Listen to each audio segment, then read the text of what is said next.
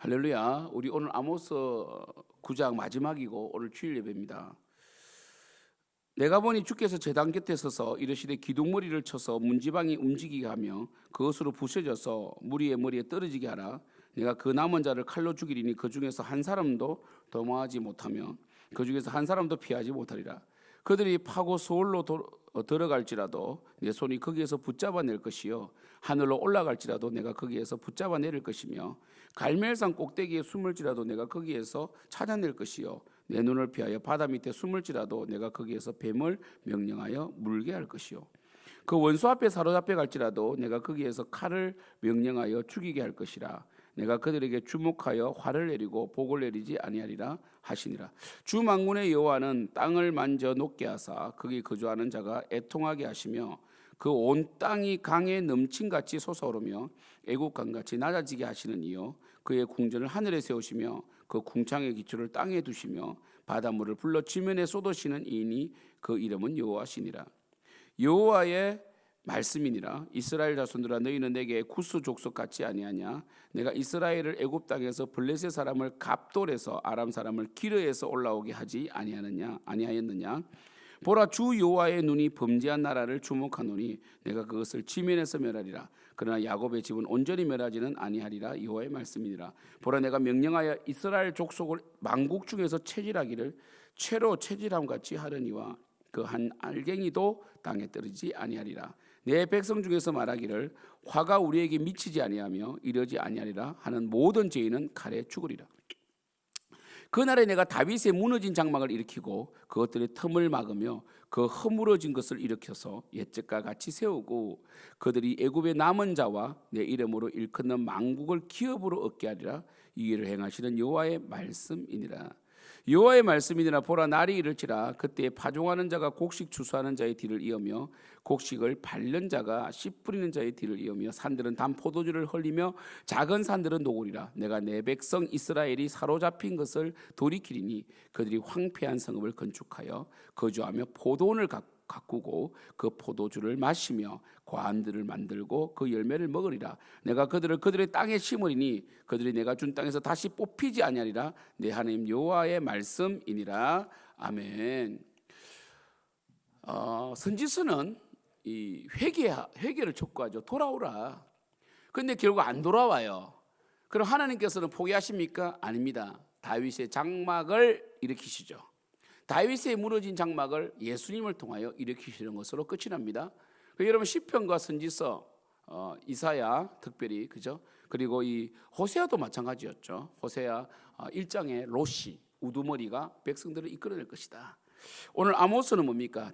다윗의 무너진 장막을 일으키시는 예수 그리스도를 예언하고 있습니다. 결국 이 예수님께서 말씀하셨죠. 우리 누가복음에 뭐라고 하셨습니까? 우리 누가복음 24장에 한번 보겠습니다. 누가복음 24장에 예수님께서 이렇게 말씀하셨잖아요. 그죠? 누가복음 24장 25절부터 27절에 보면 이르시되 미련하고 선지자들이 말한 모든 것을 마음에 더디 믿는 자들이요. 그러니까 선지자들이 말한 모든 것이 뭐냐? 26절 그리스도가 이런 고난을 받고 자기의 영광에 들어가야 할 것이 아니냐 하시고 27절 24장 누가복음 24장 27절에 이에 모세와 모든 선지자의 글로 시작하여 모든 성경에 쓴 바 자기에 관한 것을 자세히 설명하시니라. 결국 성경은 예수 그리스도에 대한 내용이고 특별히 예수님께서 선지자들이 말한 모든 것은 뭡니까? 바로 예수 그리스도에 대한 것이다. 그래서 우리 선지서가 회복으로 끝이 납니다. 항상 하나님은 우리를 끝까지 포기하지 아니하시고 우리가 배역하고 불순종하지만 마지막까지 우리를 회개케 하시는데, 심지어 예레미야 31장에서는 에스겔 우리 36장에서는 어떻게 하십니까? 바로 우리의 굳은 마음을 제거하고 우리의 마음에 할례를 행하게 하사 하나님이 직접 하실 거예요. 우리가 할례를 행하라는 것이 아니라 우리의 마음을, 굳은 마음을 제거해서 살코기 같은 마음을 주셔서 우리 마음을 변화시켜서, 마음까지 변화시켜서 우리의 성령 충만케 하셔서 예수를 믿게 하십니다.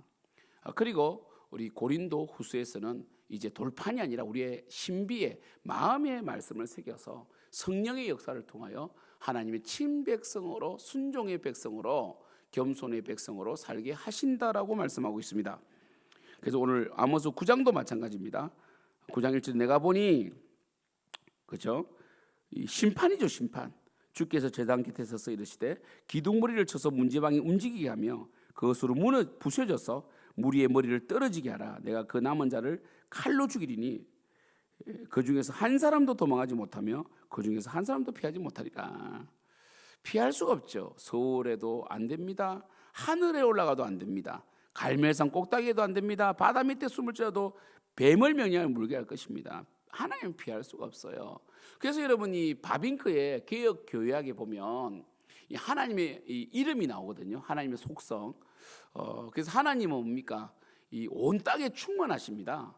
하나님은 온 땅에 가득하시기 때문에 하나님을 피할 수가 없다고 돼 있어요. 그래서 어거스틴의 말을 인용해서 바빙크가 뭐라고 하느냐면 우리가 죄를 지어서 하나님을 피할 수가 없다. 하나님의 눈을 피할 수가 없다. 이 아모스 말씀 그대로죠, 그죠? 피할 수 없다. 그래서 어거스틴이 위대한 말을 해요. 차라리 하나님께 피하라. 하나님께 범죄했는데 하나님께 피하라는 거죠. 아담이 범죄했을 때 하나님이 아담아 네가 어디 있는지 찾아오시잖아요.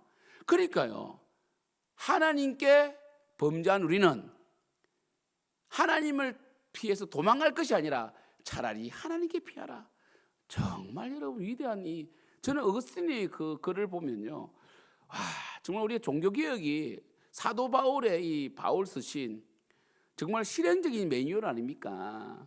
그래서 이 종교개혁의 기본 틀이 아우구스티누스, 어거스틴을 통해서 제공되거든요.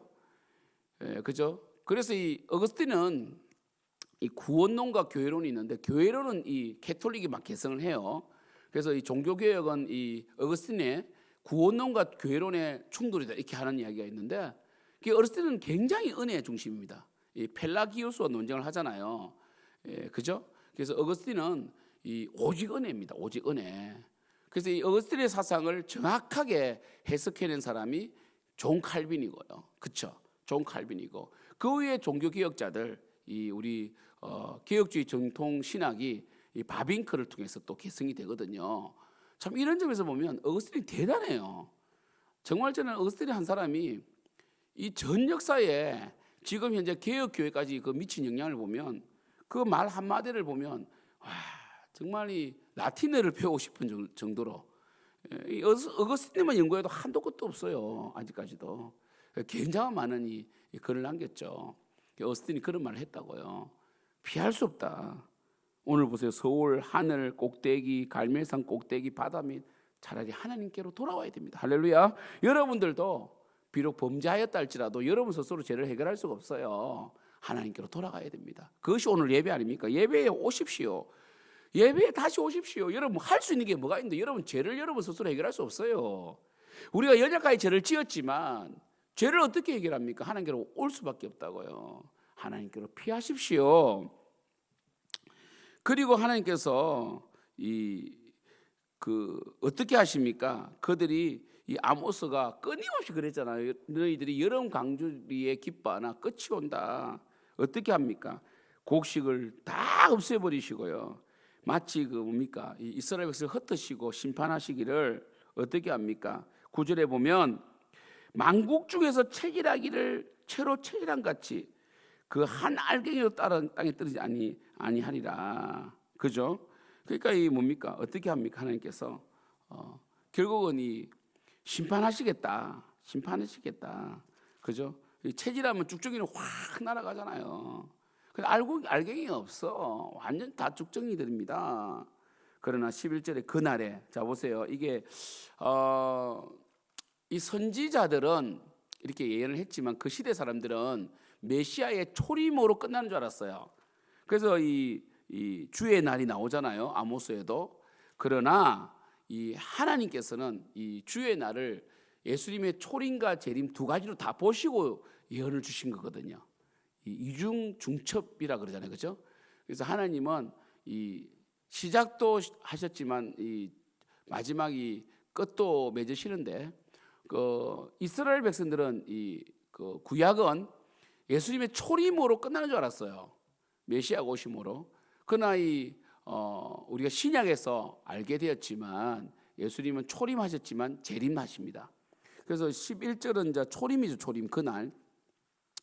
그 여호와의 날 그날 예수님 오심인데 예수님 오시면 어떻게 됩니까?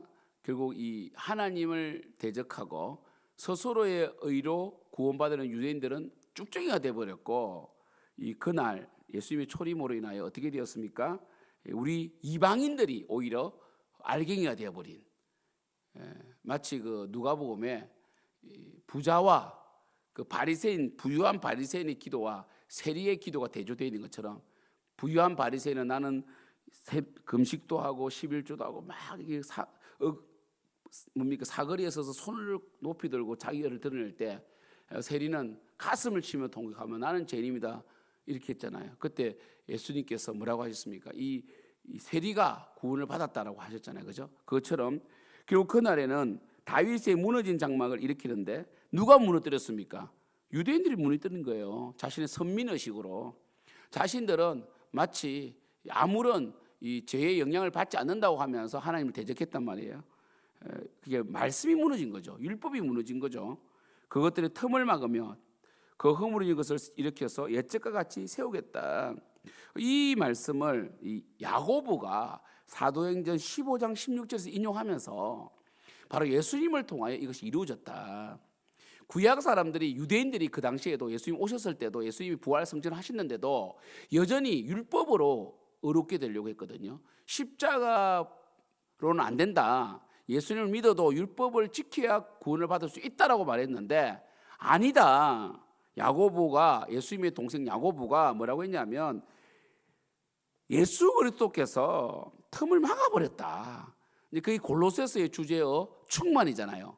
예수님으로 된다. 다른 율법이 필요 없다. 율법에 무너진 것을 예수님이 세우셨다. 이렇게 말씀하신 거죠. 그래서 어떻게 됩니까? 결국 다 회복된다는 거죠.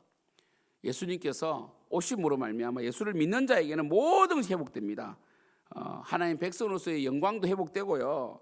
그리고 이 파종할 때마다 이 곡식 추수하는 자가 뒤를 잇고 포도주가 막 넘쳐나고요.